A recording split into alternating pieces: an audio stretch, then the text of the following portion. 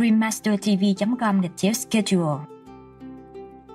Imagine you go through so many stages and so many demons before you can arrive here. And then the demon of lust and greed catch you. Oh, God.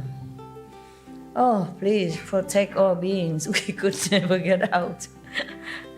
If there's not a mercy from God or saints, we could never get out.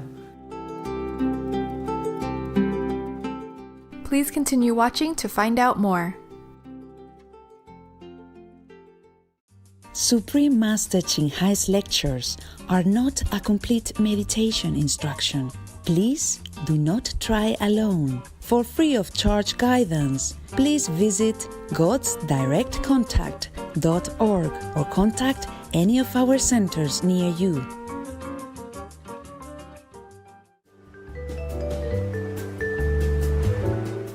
Today's episode will be presented in English with subtitles in Arabic, Aulacese, also known as Vietnamese, Chinese, Czech, English, French, German, Hindi, Hungarian, Indonesian, Japanese, Korean, Malay, Mongolian, Persian, Polish, Portuguese, Punjabi, Romanian, Russian, Spanish, Telugu, and Thai.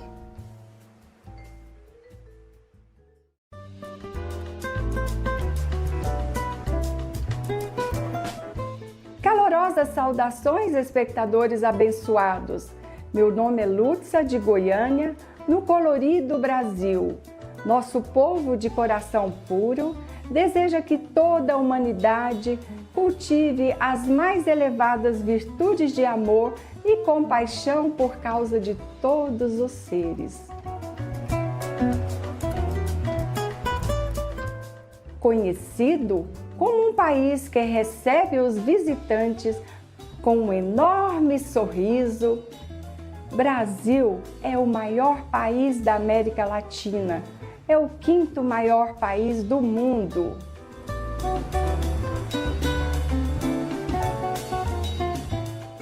A língua oficial é o português. Contudo, os brasileiros são descendentes de imigrantes de mais de 50 países. E até hoje ainda há povos tribais indígenas vivendo nas selvas. A mistura de raças tem feito do Brasil um país culturalmente rico e ao mesmo tempo único. Essa tremenda diversidade define essa nação como um lugar onde ninguém é estrangeiro, onde se pode mudar o próprio destino sem perder a identidade e onde todo e qualquer brasileiro tem um pouco do mundo inteiro em seu sangue.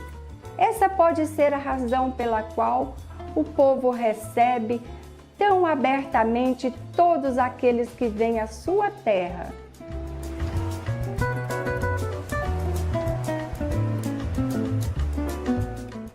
Estamos muito felizes em introduzir brevemente o espirituoso Brasil a vocês, encantadores espectadores. Oramos que o paraíso preencha suas vidas com graça e paz abundantes.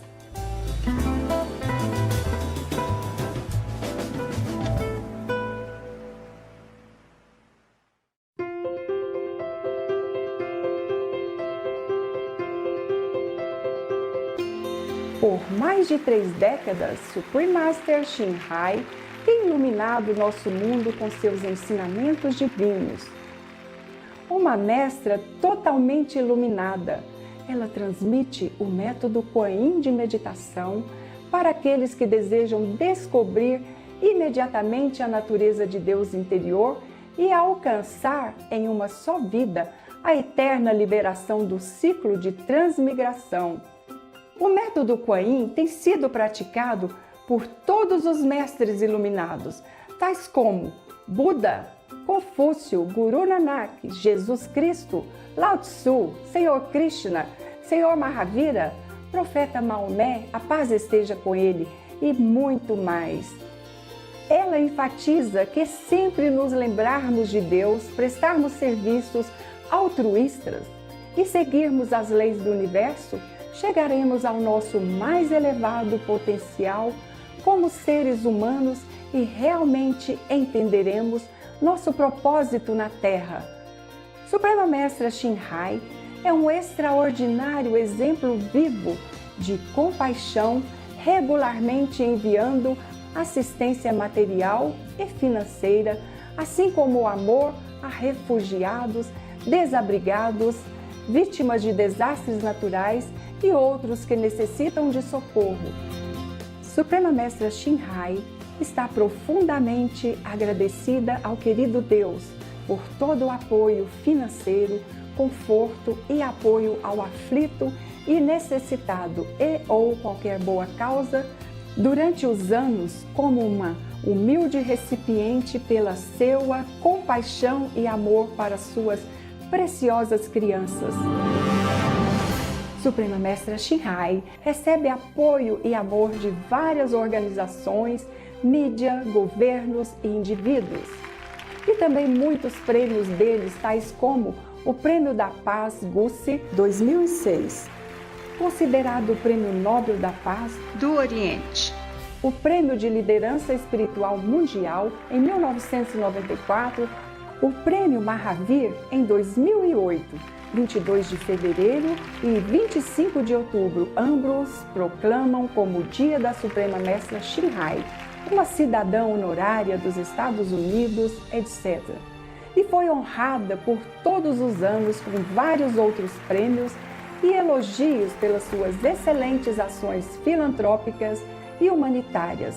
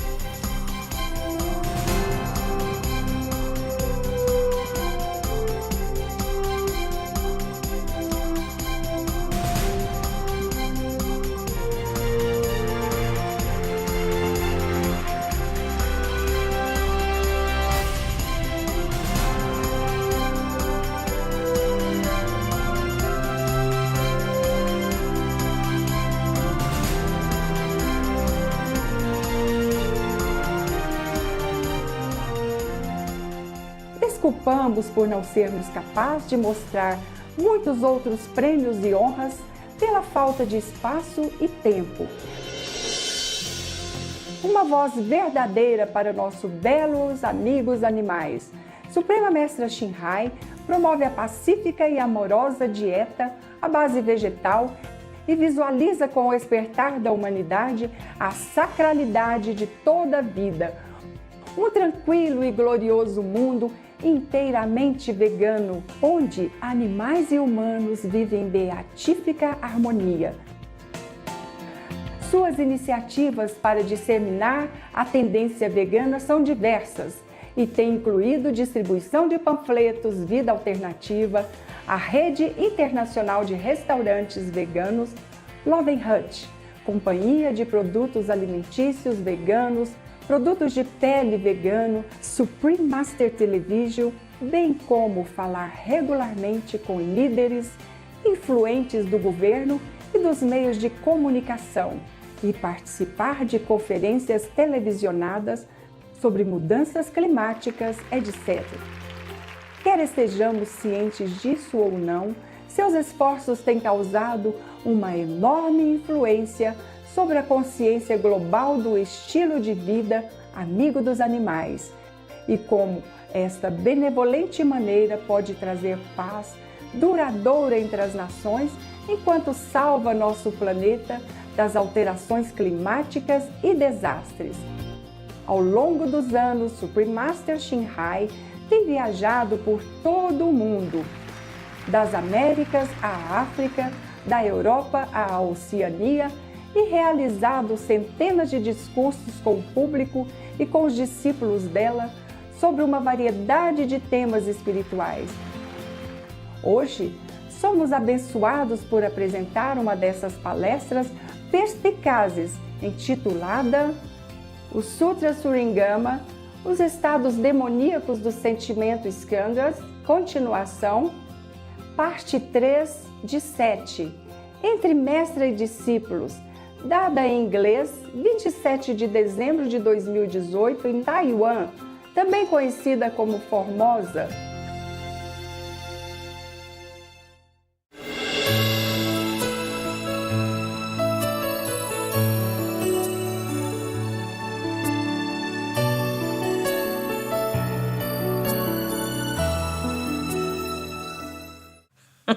If you're my disciple, so-called disciple, you must meditate, eat vegan, 5 precepts, and that is that. No bargain, okay? Okay. Yeah.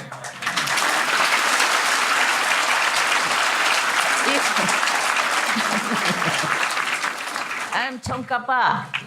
Okay. Precepts. Yeah.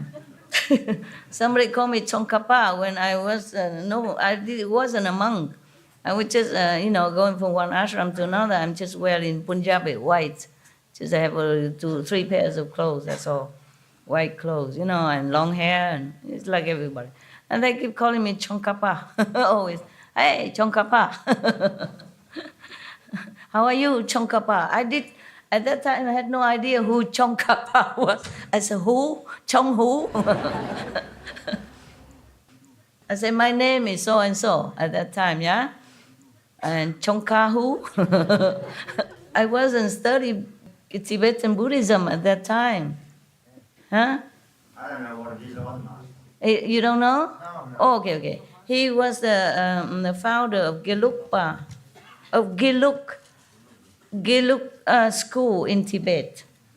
Tsongkhapa was a lama, the founder of Gelug school.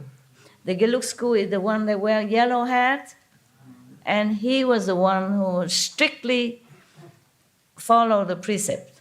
And he teach his monks and his lay disciples, they have to follow the Buddha precept strictly. He's the one that very, very strict. No meat, no wine, no marriage, no woman, no violating any precept at all. Yeah? Not even eat garlic, onion, all that. Very strict, Tsongkhapa. Okay? And he's supposed to be the first Dalai Lama, but he doesn't want. And people wanted him to be king of Tibet. He also did not want. But he's a king of Tibet in people's heart. And he's the Dalai Lama of all the Dalai Lama. He's a real monk. Yeah? Because he wants to revive the Buddhist tradition in Tibet. Yes. So there are many traditions in Tibet. Yeah? Tibetan Buddhism. Yeah. Some yellow hat, red hat, there are different traditions. Some tradition maybe you could also marry, maybe like that.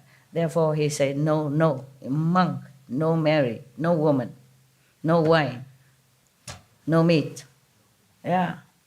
So he's the one that's famous for very strictly adhering to the precepts of the Buddha. Very famous for that. I knew it only afterward. After they keep calling me Tsongkhapa many times, I go to the Tibetan library and asking, who is Tsongkhapa? And they also don't know very much, but there's a book, Tibetan monk, you go and look. And there was some in English. So then I learned about that. I don't know much more, okay? That's all I knew. That he is very strict with precepts. Yeah, other tradition, other Lama or Dalai Lama, I don't hear about this strict precept. Only Tsongkhapa was very strict, okay? He's supposed to be the first Dalai Lama, but his successor become official Dalai Lama, mean the ocean of wisdom. Okay? Thank you, Master. You're welcome.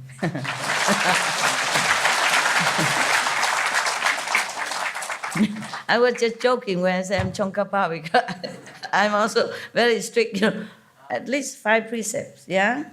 5 precepts is the parents of all other precepts, yeah? Because if you don't kill, then of course you become vegetarian or vegan, no? Vegan, huh? If you don't tell lie, then you would not slander other people because you don't know if it's true or not, yeah? And you keep quiet because everyone is Buddha, you don't want to slander him, yeah? Many other precepts, the 5 precepts, and further on is the 10 precepts for the other high a little bit, but 5 precepts, good enough. If you keep the 5 precepts as a lay people, that's okay already.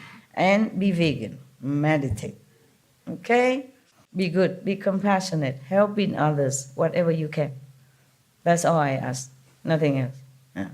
I don't take any money from you. I don't take anything from you, and you know that. So at least you are no harm in my hands, okay? In my teaching, you have no harm, no loss, nothing. So,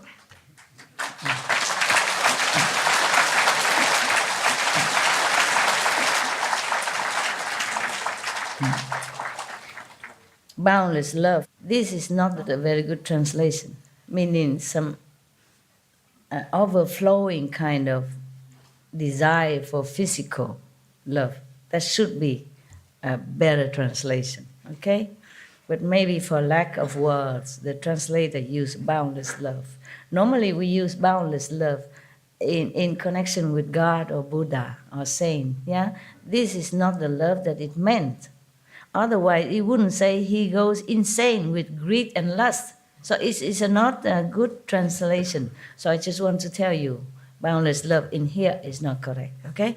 So this state is called when an agreeable state of samadhi enters one's mind, lacking the wisdom to control oneself and mistakenly engaging in lustful behavior. Yeah, we went a little bit astray because I remember the incident. I remember that person. Yeah. Because he truly did not mean to cheat anybody. Yeah? But this experience does not indicate sagehood. Yeah? Not only he himself may be engaging in lustful behavior, but he encouraged and he praised it. And he even slandered those priests and monks saying because they lack of sex, therefore they are like this, they are like that, they don't know what to say, they're kind of not worthy or not intelligent. That's the way he talked about other priests and monks. You understand? Yeah. Maybe you like sex or whatever, fine, but why you have to slander somebody who doesn't want to have sex?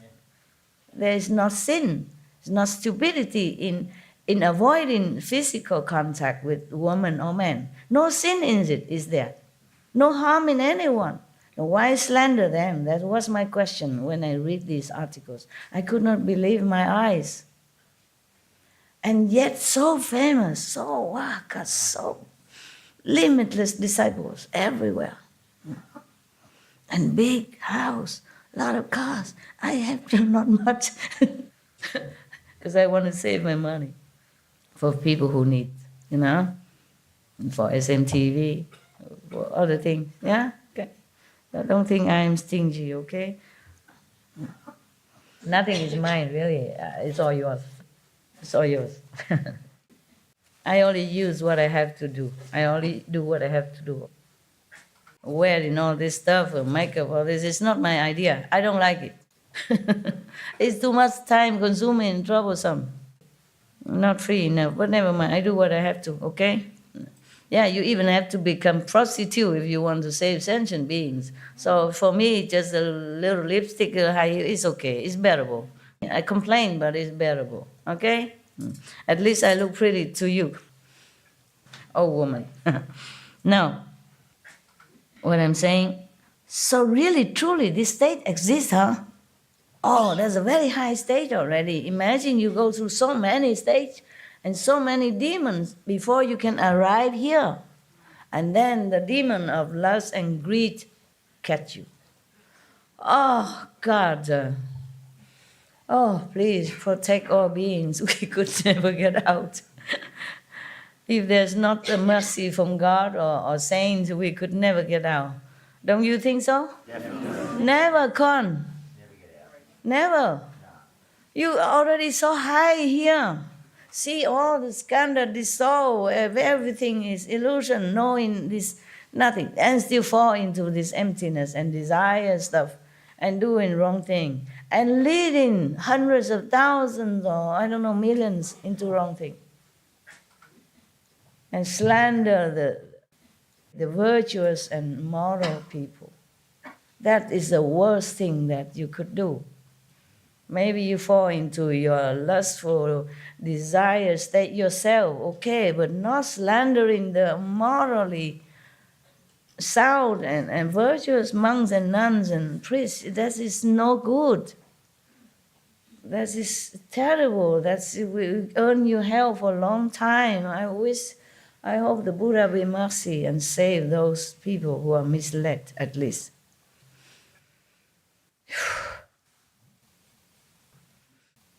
When I was in Europe, I want to buy land. Those years, I keep looking everywhere, but nothing really suitable. Maybe it's not the time, maybe not meant to be. And then I asked the people, those monks and nuns who take care of the money department, I say, how much do we have? How much money do we have before we go looking for land? I don't want to borrow money. I pay for what I want, and if I don't have money, I just don't buy. Very simple philosophy, right? Even for you, if I don't have, I don't buy. Yeah, I don't want to borrow. If I die tomorrow, I will own a debt, then I have to come back be a master again. Oh, God forbid. Anything but not that. Yeah, if you have been a master all the time, you can't be anything else except some kind of master. Remember, I take my vow, like I will save all my, I say, even if I'm born as a human, although very suffering and the life is nothing good here for me, but still much better than beings who fall into hell and suffer every day, every second. So if I have any merit at all, at that time, my two monks and nuns, teacher tell me to make a wish. I say, if I have any merit at all from now, past life or in the future, I will give it all to the worst suffering beings. And then I can be reborn again and human, as long as I can be a human again. And I earn more merit. Just don't put me in hell because I cannot earn any merit there. Just let me come back to become a human, even though human life is nothing interesting. It's suffering, but still better than be hell like other people. So I can share my merit, whatever I have, to those people, to the being, the worst one, the worst suffering people. And then all the incense girl, remember that? Yeah. If I knew what it is, I probably did not. No, I should have known. My soul knows. That's what I'm saying. If you practice spiritually, even if you were reborn again as an ignorant woman, you will not lose it.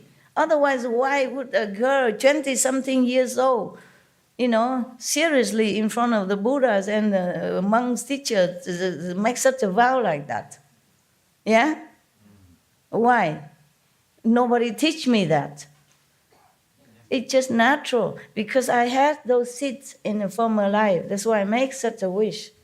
And normally you would wish, okay, I have a good husband, or, be rich, or at least something, or maybe help me to be enlightened, at least, something like that. But no, I want to give all my merit to the most suffering people, most suffering being, and content to be reborn again as human, so that, all the merit will be given away. So if I have not studied before somehow, with some enlightened master or being a master or something to do with that, I would have never come to this thinking to make a wish like that, right? It's logical, right? Yeah. I only met the monks a few weeks before that. And I only read Amitabha Sutra or Kuan Yin Bodhisattva. I have not even been given this sutra yet. I wasn't worthy to be reading this. Yeah, my teachers say that. It's very good. They subdue my ego. Yeah, they praise me that, I want to be Buddhist. This is very good. You have good merit in the past, for sure. But still, on the other hand, they put me down. You are not worthy to see this sutra yet. They give me some small medicine Buddha, some very harmless and simple. Oh, Kuan Yin Bodhisattva, if you recite her name, she protect you, something like that. But this one, no. After a while, she gave me Kristikapa Sutra, the Buddha that stay in the hell. But not this one, no. After a long time. So at that time, nobody teach me anything about dedicating merit to the other suffer being. So it must have been the seed from former life.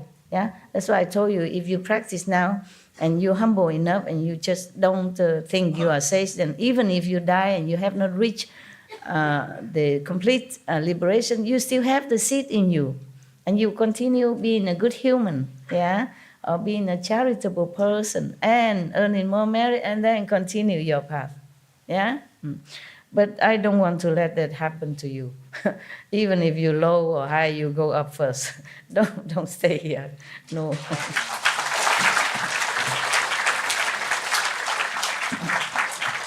Because if you get out of this, even if you're in astral or second level, it's easier to find master there, because you already learned something with me. So you are not just a nobody. They will let you enter in this meditation hall, that lecture hall, to listen to other masters, even if I'm not there. But I will not leave you. Of course I will not leave you. I will continue teaching you.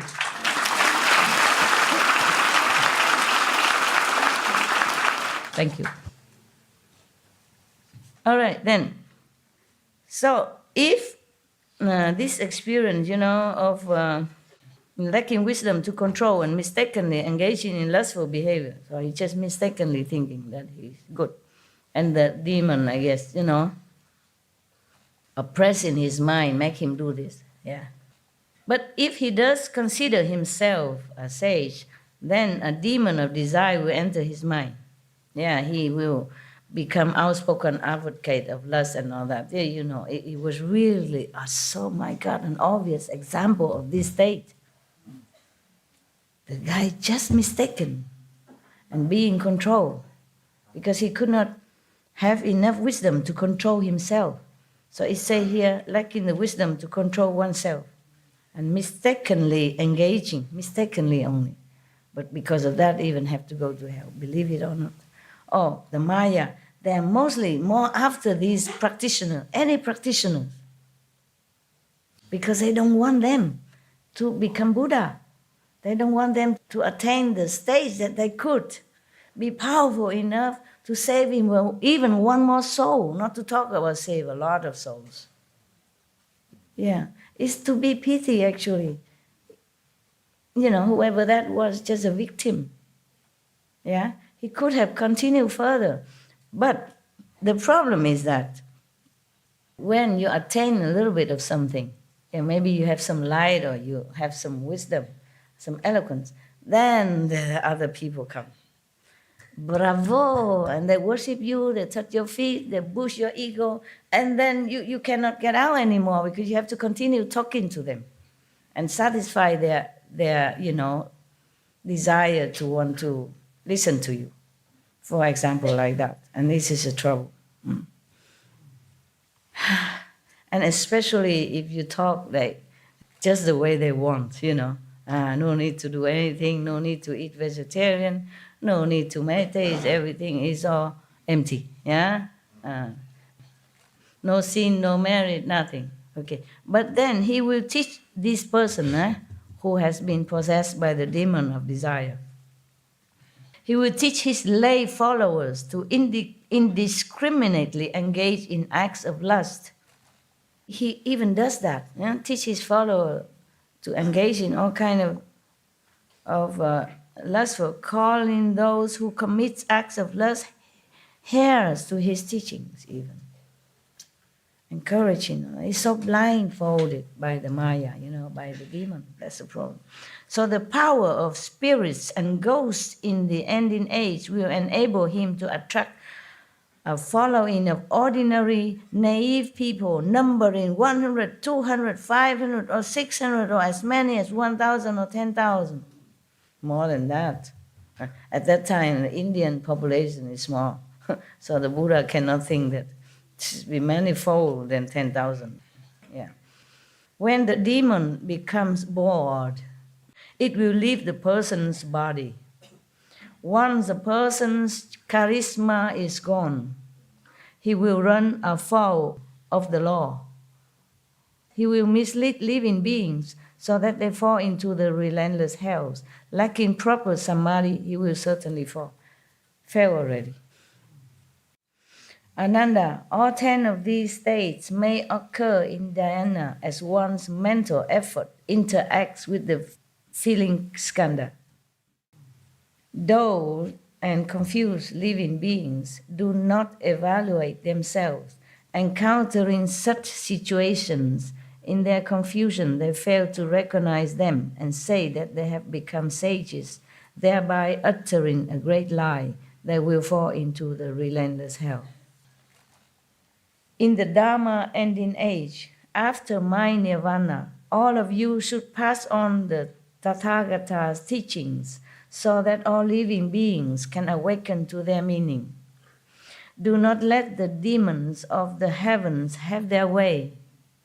Offer protection so that all can realize the unsurpassed way. Okay, there are more stages of enlightenment and cultivation after this. So the Buddha has just finished all the explanation about the traps and the demons who are not really good at all for any practitioners. The vulnerable one without teachers. Yeah. That's why the person who encourage people to have lustful action always say he has no teacher. He don't need any teacher. He himself always a teacher, being a teacher, never a student. Yeah, he say he's never a student. He has many teachers, but he is never a student. Yeah. So there are more, but there are 60 levels of sagehood even. Yeah, that is the following. Okay. So many. Yeah. They are still demonic influence during all these 60 stages. So we will never finish, huh? Yeah. We should really thank the past masters, monks and nuns and scholars who have taken time to record the Buddha's teaching after the master's nirvana, and also for the past and present persons, lay or monks or nuns who have really dedicated themselves, sacrificed their time and precious health or under any difficult situation to translate this so that I can read it to you. And we have to thank them. And may they be blessed forever by all the Buddhas, past, present, and future. May their merit be immense. May they be liberated forever. Thank you. Okay, we stop for now. We can just chat, or you may ask me any question you want. Okay?